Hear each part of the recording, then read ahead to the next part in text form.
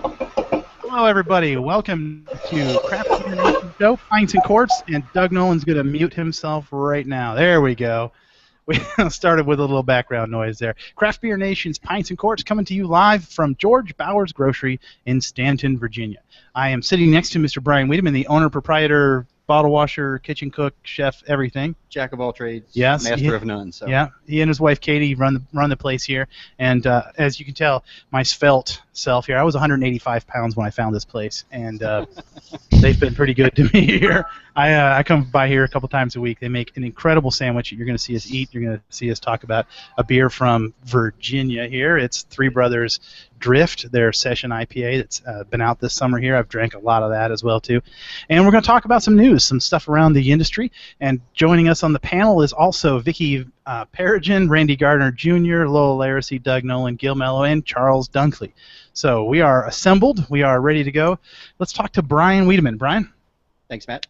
Tell us a little bit about George Bauer's Grocery. Sure. And where the name came from and where you guys started. Well, that's a lot of what people first ask us, where did the name come from, since I am obviously not George. George Bauer's Grocery was a grocery that started here in Staunton, Virginia back in the 1880s. It operated for about 30 years. First as sort of a general mercantile, then more of a specialty goods shop in one of the up-and-coming neighborhoods back at the turn of the century. We returned to this part of the country back in 2008. We wanted to do something for ourselves, and we recognized the need for an independent grocery in this neighborhood. The tie-in with the original name, and we opened up in the original location, was really pretty easy for us to decide on. So we opened up at the original location in 2008. We were just a specialty retailer for about the first year and a half we were open, and this space became available. It's only 3 blocks down from our original location, but it's closer to downtown.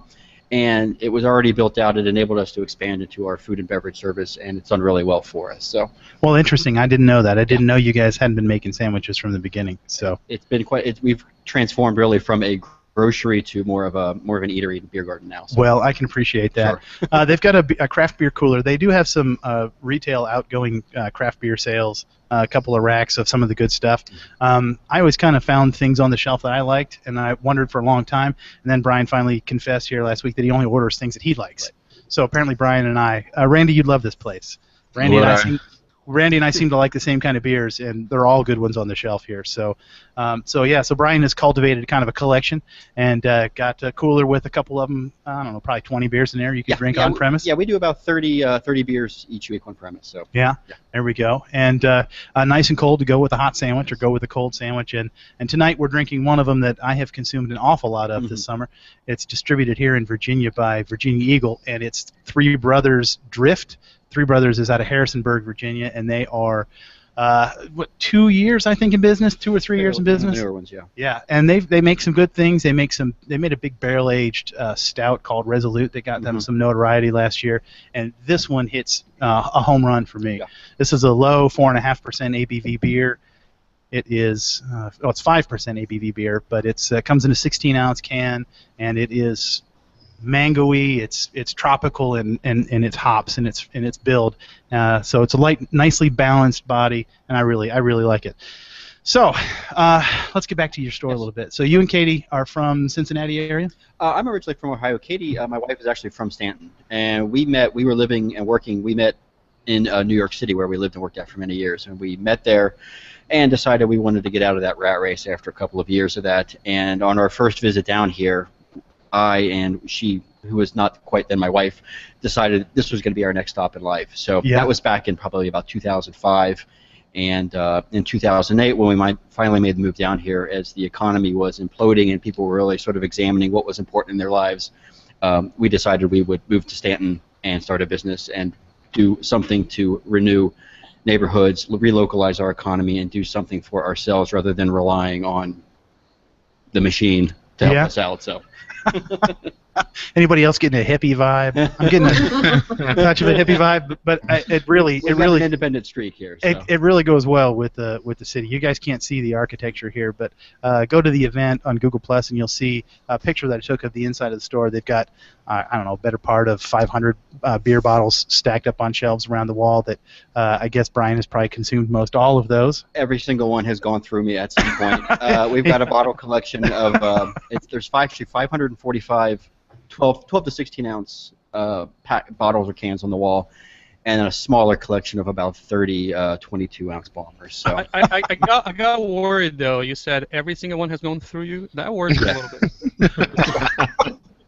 I'll let your imagination kind of determine what that means.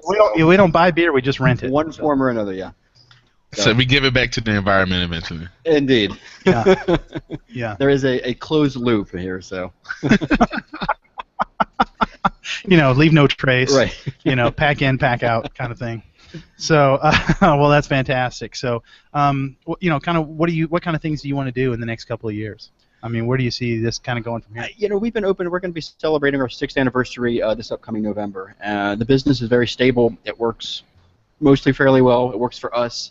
It generates income for us. We've started to add some staff over the last year. I think it's an important question. I mean, we're asking ourselves. It's like what do we want next? I mean, we feel like we're sort of approaching a plateau here. We've got a great location. We're close enough to downtown that we can get a lot of that tourist foot traffic during the summer, but we're ensconced in a neighborhood where we got a nice, reliable local customer to support us during the off season. We don't have a lot of seats inside. We got a nice patio that you can't quite see here, but that really is what helps drive business for us. It's a great question, and I don't know what the answer is. We just continue to refine and look for efficiencies in our business here to make it more productive for us. Looking ahead towards next summer, a pair of our goals is to continue to expand our menu. We work with a lot of local farmers currently for some of our food items, and we want to add to that, and probably expand our hours as well. I mean, right now we're only open 5 days a week. Stanton's a smaller market, and that's enough for us. But we recognize, of course, if we were open 2 extra days, that we would be doing better with our revenue. Of course, and that's where the dovetail of bringing on some staff ties. I was going to say, yeah, you're here every time I come in the store. It's a full-time gig for me, but there's even a limit to what I can do. So. Brian, do you guys also have taps there, or you just have bottles and cans? Just bottles and cans. Our cash wrap area isn't really large enough to accommodate even a small draft setup, and we've just found the having 30 options really is enough for people to make a decision about what kind of style or what they're looking for. So. Yeah, and I'll tell you that the 30 cans they have, or the range that they have, is well cultivated. You're not going to find, a lot of times when you find bottled beers in a store like this, there's going to be 10 good ones that, what you and I would consider craft, and then that marginal, I got to put Blue Moon up there because that's what the customers want. Right. The folks that come in here are looking for the good stuff. The folks, they're looking for unique beers and local blends as well. So it's a small but robust selection, right? A well cultivated, yes. So if you started out doing grocery and you kind of evolved more into being an eatery, and your beer list growing over time, do you see yourself at some point maybe possibly evolving into like a full scale beer garden type place, or a craft beer specific location? I think we're already moving towards that. Okay. I mean, there's several. Well, I have a good relationship with a lot of the other restaurant owners. There's a lot of great craft locations here in Staunton. I mean, I think what does set us apart a bit is that we can offer 30 hand-selected craft options each week, albeit in bottle or can. Nonetheless, it's always good beer. You're always going to get something reliable and solid when you come in here. Our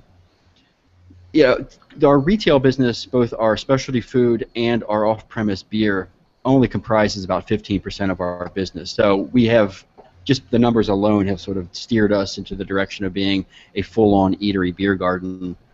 I think we're just going to continue to move in that direction. We've pared down our retail considerably since we moved into this location. We just pared back a large segment of it just over the last 3 months. So I think at this point we just have like snack items, potato chips, chocolate bars, soft drinks, of course. And like I said, in our off-premise beer selection is really small but reliable. So yeah.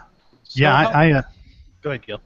How does the Virginia, every state has different laws right now, so is Virginia a good place to do that kind of business? Because, some states it's very difficult to do what you're doing there. Sure. My experience has been positive overall. In the state of Virginia, if you sell any kind of alcohol on premise, beer, wine, spirits, you have to have a certain portion of your gross sales coming out of on-premise food service, i.e. a restaurant. So by default, in order to have beer on-premise, you have to become a restaurant. We haven't had any trouble achieving those sales requirements, and our local ABC agent was very clear about what the expectation was. And with us, I haven't had anything negative. I know there's certainly a reputation among certain government agencies that they make it supposedly difficult for businesses to operate, but as long as you're upfront and operating within a clear and reasonable understanding of what the expectations in the law is, I don't think you really should have much of a problem with that. And like I said, we haven't had it here. So. Awesome. So the grocery part of your operation now, is it mostly like artisanal stuff? Like, I mean, are you guys carrying like some fantastic cheeses? Things like that? I would say that. Yeah, I mean, they're specialty goods. I mean, we've got a reliable distributor who handles snack and savory items that you're not going to find in your supermarket. So, so even that tiny assortment we have is distinct from the big box supermarket brands you're going to see. So.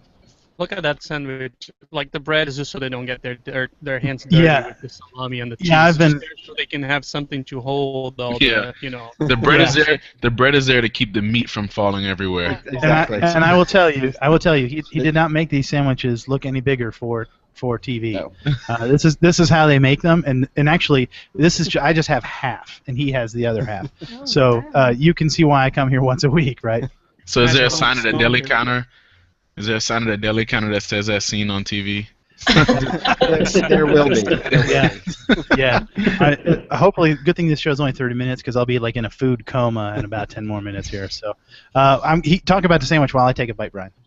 Well, all of our sandwiches are made to order. We are in some ways like an old line deli. Everything is made to order. Everything's sliced fresh. There's nothing prepackaged. It takes a little extra time. That's what the expectation is, and people appreciate quality.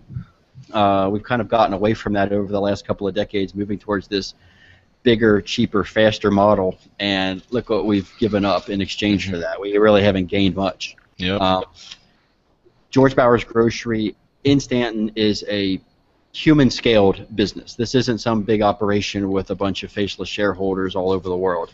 This is myself, my wife, our staff. We care about this place. It matters. It contributes to the overall quality of life here in Staunton. And that's what enables us to make, handmade sandwiches and sell locally brewed craft beer. And people want that, they appreciate it, and they're eager for it in a way that they haven't been, I think, in a while. So. Yeah, and that's a mentality. Go ahead, Gil. I was just saying, with that said, do you guys have a plan? Do you see yourself in the future maybe having more delis around, serving more people? We've got a couple of blue sky ideas. I think for the next really 12 to 24 months, we're just going to stay focused on our operation here. I mean, we're still, the business is solid, but it's still a young business. So there's still a couple of rough ends we want to buff out.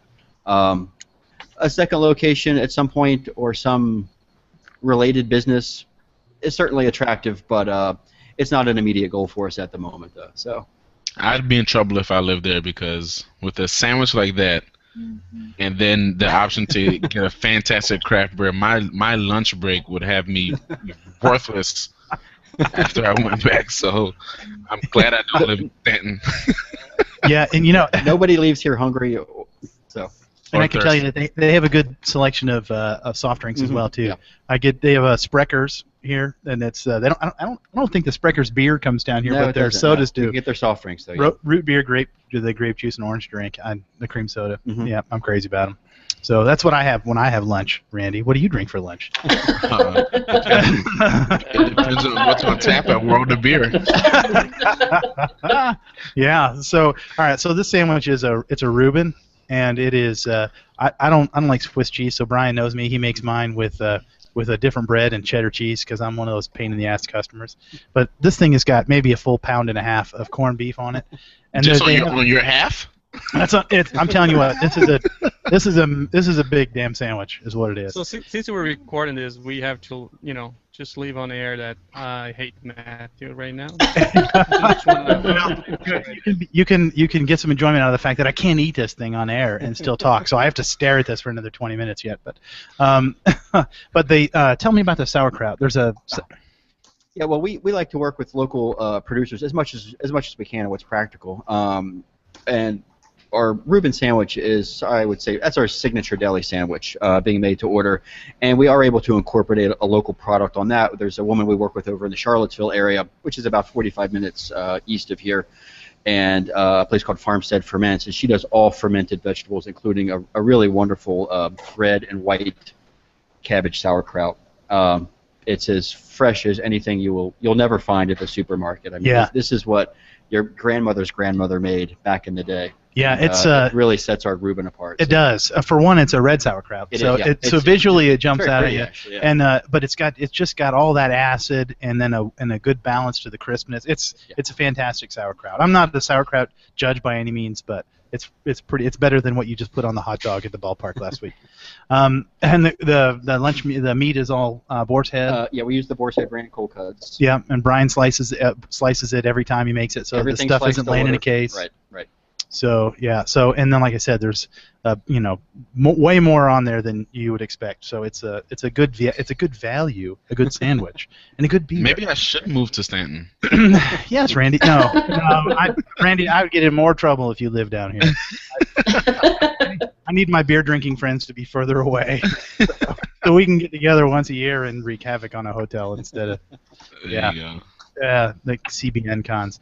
So that's the sandwich. He made a half and he didn't even eat a bite because he doesn't want to eat on there. And you probably had the sandwich once before? I've eaten everything once before, yeah. And you also you make the sauce for it, the Thousand Island. Yeah, I see you mixing it all up and stuff. We hand grate the horseradish to make our own Russian dressing here. Again, that hand-hewn quality, it goes into the production of great craft beer. There's no reason it should go back into the production of sandwiches. Yeah. Well, I'm an ambassador now. I lived here for 5 years before I knew these guys were even making sandwiches. So I'm gonna make sure everybody in Staunton knows about this place as well too. So and most of the people on the East Coast. So you guys come to Staunton, I'll buy a sandwich and a pint. The beer pairs really well with it. This drift is like I said, it's a passion fruit tropical kind of hop to it, and then you take that with a little bit of spice from the Thousand Island and the horseradish on the sandwich, and I think it just sets it off really well. It enhances the spice of the sandwich. It's a nice meal beer. That's what I like to call those. Since we are more in the food business, we like to have a beer that complements food rather than competes with it. So yeah. Sorry, there's something funny going on here. I'll tell you about it later. Brian, would you happen to have any beer from that lovely brewery that's on your shirt? Actually, no. We unfortunately can't get this up here. This was a souvenir from a trip to Asheville a couple months ago. So, however, from time to time it gets muled up here bootleg style in people's the boots of their cars. So I'm looking off camera right now at one person in particular. So.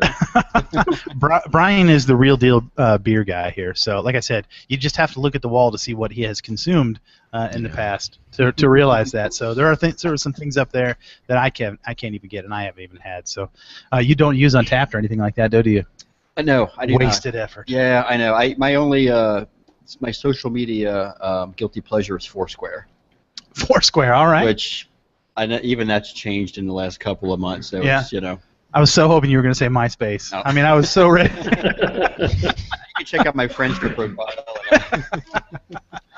That's hey, fantastic. it may make a comeback. You never know. I mean, Timberlake bought it, right? So We do know. yeah, the cool people are there again. All right, well, we have talked with Brian. If you guys have any more questions for him, we can read some news. Hey, Ashley joined us. Hi, Ashley. She waved. Cool. Ashley would like to see Wicked Weed branch out a little bit too, wouldn't you? Yeah, she works for a distributor in Columbia, South Carolina. All right, let's talk a little bit about some quick news stories. You guys did some research this week and came up with some cool stuff. Doug, talk real quick about this Sierra Nevada. Well, it sounds like everybody in this world is always trying to do something different when it comes to IPAs. They are doing some new thing where they are brewing a beer called Hop Hunter IPA that will feature hop oil from distilled hops. Wow. What? So Need to have that. Yeah, they haven't talked about how they're doing it or how they're coming across it or what the process is, but they're saying it's supposed to be about 6.2% alcohol, 70 IBUs, and coming out early 2015. So you distilled hops? That's gonna I guess- be. I'm surprised it's not bitter.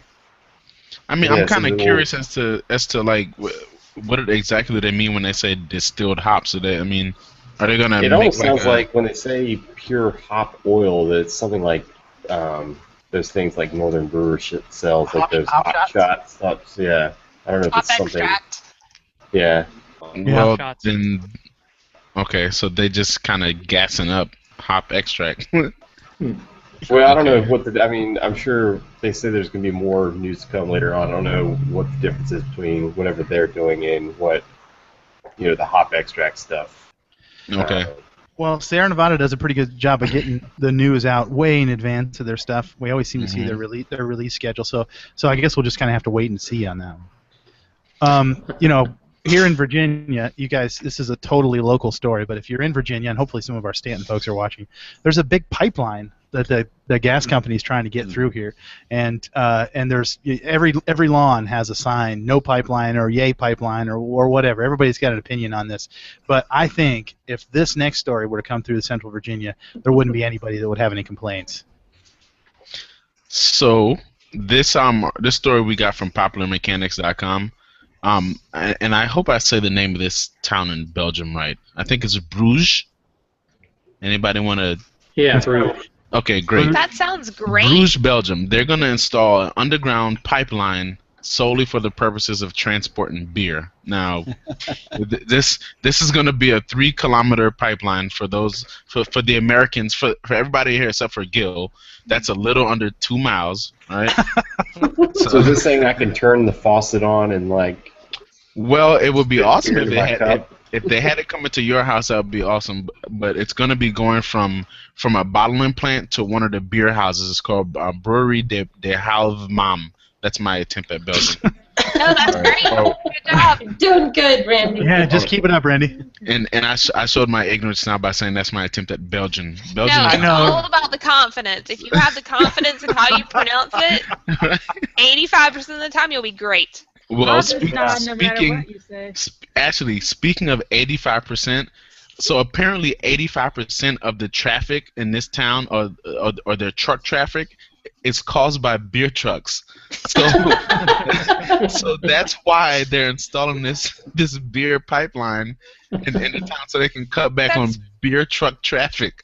That's fabulous. That's amazing. I'm telling you, and the beer you can have beer from the bottling plant to the brewery in like 10 to 15 minutes. So that's about as fresh as, aside from getting it right off the bright tank, this is about as fresh as you're ever gonna get beer. So, and they also, for the record, for people like us who try to think of ways that we can tap into this pipeline, they're gonna have a system built where if there's any leakages, they'll be able to detect it right away. So no need to pack your bags and move to Belgium to tap into this beer line, because they got it under control. How long until there are pictures of some Belgian hillbillies out there like with a pickaxe just cracking into this pipeline? Yeah. I'm thinking about making a trip myself. The straws made out of bamboo, trying to just. Boris is going to be Boris trying is to. there now. Boris is quitting military right now and just driving a tank over. All right. Hey, we also had a story this week about Russian River. Actually, we had 2 stories. Gil, they both basically said the same thing. Bring us up to speed. Well, one thing that I love about craft beer is how there's this camaraderie. They all help each other. I remember the guys from Brewdog saying how they got hops from American breweries to help them be afloat. And then today was looking at this week. Actually, I was looking at some stories, and Vinny and Natalie Slurzu, I think that's their name. They're the owners of the Firestone. Or, They're the owners of Russian River. Yeah, the owners of the Russian River. So a few years back, this is the second time this happens to them. So a few years back, they tried to get their brewery a little bigger. And if you don't know who Russian River is, you may They're not. be You're not watching watching this this show if you don't know who Russian River is. Yeah, so they make Pliny the Elder, and so they, because of the increase and everybody wants Pliny the Elder, so they bought some equipment from Dogfish had sold them some equipment for like pennies, so they could go from 300 barrels to 14,000 barrels, 3,000 barrels to 14,000 barrels, and then that's 6 years ago. So now they are maxed out on production, and they decide to get some. I think they got 4 vessels, 50-barrel brew house. The problem is this is going to cause a lull in their production on Pliny the Elder. But they are very good friends of the guys from Firestone Walker, and they said, you know what, we will, let you use our brewery, and you can brew on our home, in our brew house. So all not the bottles going to still be bottled at and brewed at the Russian River location, but all the kegs coming out with Pliny the Elder are coming out of the Firestone Walker, which is, which That is other amazing. breweries do you see? Yeah. This is so incredible. Something like that happen. So how long until there's some kind of craft beer wonk in San Francisco that says, "Oh, I can tell that's the Firestone produced Pliny." There's this different air to it.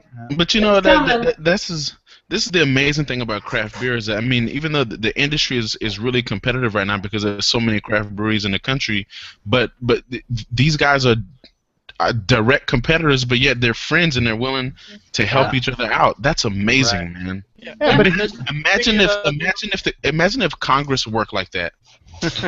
Right?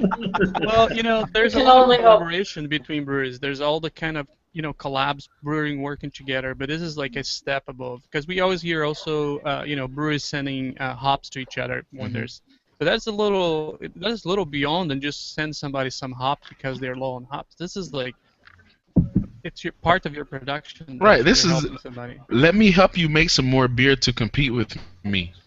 You know what I mean? That's except amazing. that you're gonna pay me for the process, so I'm selling fermentation space to you. So Firestone's getting a little something out of it, But still, yeah. Yeah.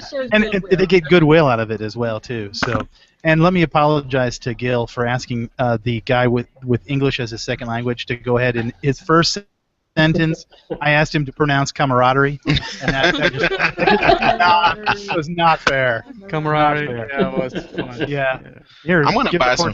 But it's just something that it's beyond, people don't understand about craft beer. It's more than just a good product, and I think the reflection of have such a good product is because the way the industry works and how they distribute. Yeah, we're not fighting each other. We're fighting all the big corporate conglomerates. Yep. I'm gonna buy some Firestone Walker. I'm gonna buy some Firestone Walker beer tomorrow just because of this article. And there is, I bet there's a lot of craft brewers that they are on each other's case. We heard many times. Oh yeah. Before, but we see them. But there's the other side too, Yeah, they're the Firestone Walker 4-packs. Wookie Jack are out now, so. Yes, I was very happy to see them come into the smaller bottles too. Oh yeah. Hey, we're running down on time, but I wanted to let Randy talk about this because this might be a business idea for Brian and Katie to go into here. But if you're looking to branch out, maybe you put in some gas pumps. Randy, what do you? So the Tallahassee.com. This is the website for the Tallahassee Democrat. That's a newspaper down there, and these guys, I can't remember, Bobby and Michael Carbonell, they're brothers. They decided that they're going to open up this beer spot that's going to be basically a growler filling station. So they're gonna fill growlers. That's all they're gonna do. All they're gonna do. All they're gonna do is they're gonna fill growlers and they're gonna allow you to have samples on premises because it's not meant to be a bar. It's just meant to be a growler filling station, right? So they're gonna be selling their quart growlers for $3. And in Florida they have this stupid law that says that they can't fill a 64-ounce growler, right? So 32s and 128s. Yeah, you can get a quart or you can get a gallon. We won't let you get a half gallon of beer because that's just crazy.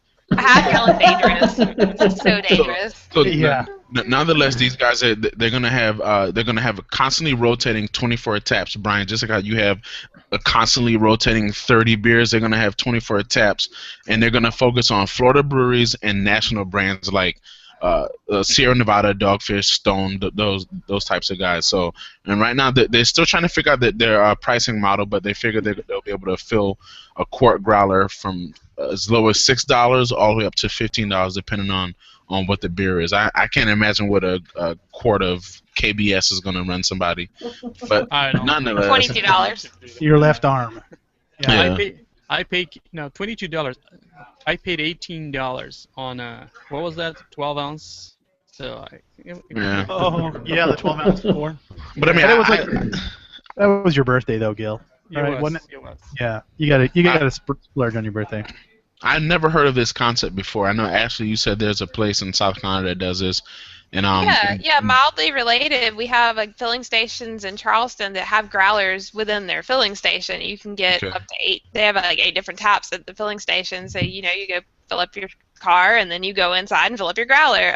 And then we've got one in Spartanburg. They don't necessarily have growlers, but they have over 100 craft beers in the gas station. Yeah. So not just your Bud Light and your Shock Top. 100 different choices. That's amazing. And Seems these like guys, a conflict of interest, yeah.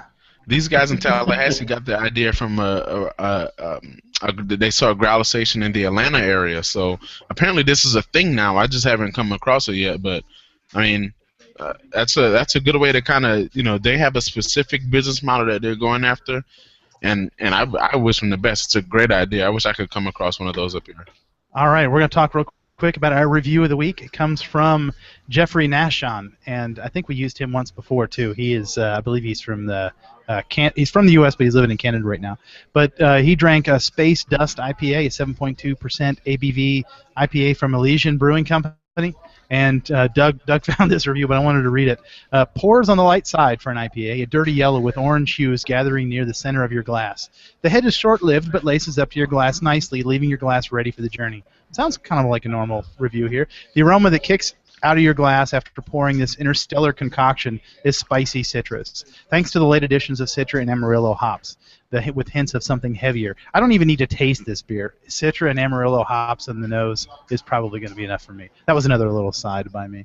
The flavor features a crew of hoponauts as they take you and your taste buds on a 20-minute hop flavor tour that dazzles the senses. Mission Control, the Chinook bittering hops and their lightweight malt counterparts, preps your palates by setting a nice earthy tone. From there, the Citra hops take over, lifting the flavor into a sharp citrus zone within seconds. And once you get to the point where you don't know if you can take much more of the hop, geez, the Citra is ejected and the Amarillo hops comes in and helps to stabilize everything into a nice spiced. So how hammered do you think Jeffrey is when he writes? You got to do this. You got to do that Space Ghost delivery though. The Space Ghost. I know when I saw that review, I don't know. I knew that had to be it. He's in Vancouver, right?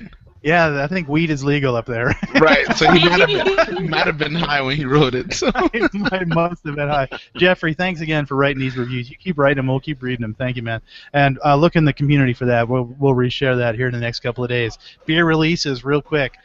Gang, Game of Thrones, Valar Morghulis, which is what? All Men Die? Is that what All Men Must Die. All Men Must Die. And I think they have Valar Drinkus or something on their cork, like All Men Drink.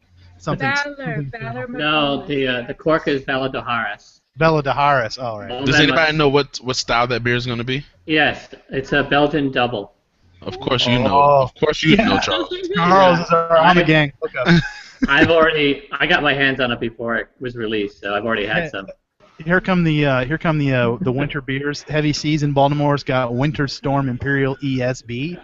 That's coming out October 1st and shipping out. The brewery's got Brewery Tarot Wild Traditional Beer, October 1st. I don't know what that style is, but I would imagine it's got lacto in it of some kind. Hardywood Park, right here in Virginia, in Richmond, is doing a collaboration with Cigar City, and they're calling it the Milkman Stout, an Imperial Milk Stout. So Hardywood Park is a pretty solid stout brewing company, and we all know what Cigar City's capable of. Matt, at Snallygaster up here, they had a collaboration with Hardywood and Cigar City, and I think it was those two, but it was called Mega Stout. Mega Stout? Yeah. And it was like 13% alcohol, and it was stupid. It was dessert in the glass, wasn't it? Yeah. It was amazing. What? The Milkman is it has this like 50s picture of a guy, holding just want to wood crate of milk, which is Oh, like a milkman. yeah. Well, that's got cocoa nibs and lactose in it, 13%. And then Odell's got their fall release pack, Isolation Ale, Gramps Oatmeal Stout, Woodcut, number 8. That came out last week. So if you like Odell stuff, they've got some good stuff. Did anybody ever have that Lejeune, that chocolate milk stout from them? Yep. Did you have that? I really wanted that. I saw the labeling on that, and then I totally missed it. So, festivals coming up. First, let's start with Vicky. Tell us about your festival down there, real quick. Tucson, local Tucson brewers are having our own Oktoberfest this year, and it's Baja Brewers, and it's coming up in a couple weeks on October 18th. It's going to be a lot of fun. All local brewers. All right. Crystal City Brew Festival in Painted Post, New York is finally coming up. We talked about it last week, and it's finally going to be this weekend. That's going to be the 4th of October in Painted Post, New York. Go see Charles Dunkley, and he's getting to be quite famous on the interwebs here. So go shake his hand, get his autograph. Alma Gang's Game of Thrones, they have a release party or kickoff party for that Valar Margulis at Cheek Monk in Denver, October the 1st. Has anybody heard of this next one? The Great American Beer. What's that called? It's in Denver. Not GABF. I've never heard of that. The festival. That's right.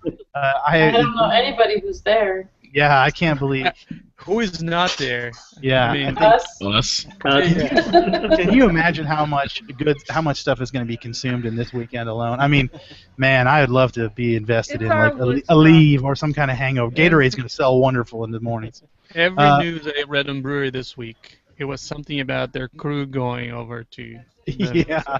It's not Yeah. for Comic-Con. Well, Brewery is like empty right now. It is Oktoberfest season, so Modesto Oktoberfest in Modesto, California is tomorrow.